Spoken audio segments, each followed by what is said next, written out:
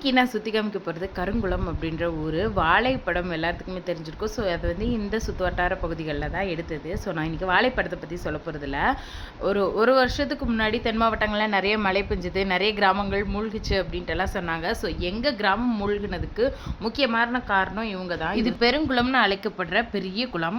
இந்த கரையில் உடைப்படுத்து தான் வந்து தண்ணி வந்ததில் எங்கள் ஊர் வரைக்கும் வந்து எங்கள் ஊர்லேயுமே பாதி வீடுகள்லாம் முங்கிச்சு, இடிஞ்சு விழுந்துச்சு, நிறைய பிரச்சனை வந்துச்சு.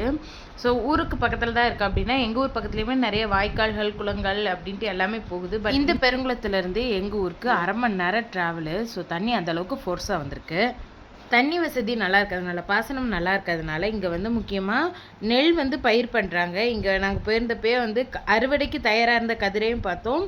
அதை தவிர அப்போ தான் பயிரிட்டு இருந்த பயிரையும் பார்த்தோம். நிஜமாலுமே வந்து கலர்ஃபுல்லாக டிஃப்ரெண்ட் கலர்ஸில் கண்ணுக்கு குளிர்ச்சியாக சூப்பராக இருந்துச்சு. குளமுமே வந்து அவ்வளோ நீட்டாக மெயின்டைன் ஆகிருந்துச்சு. காரணம் என்னென்னா சுற்றிலும் கோயிலுக்கு இருக்கிறதுனால கோயிலுக்கு வர்றவங்க வந்து குளித்து வழிபடுறதுக்கு யூஸ் பண்ணுறாங்க. ஸோ ரொம்ப நீட்டாகவே நல்லா மெயின்டைன் பண்ணியிருந்தாங்க. இங்கே வந்து இந்த நீர்நிலைகளை ஒட்டி வந்து நவகிரக திருத்தலங்கள் இருக்குது மக்களே.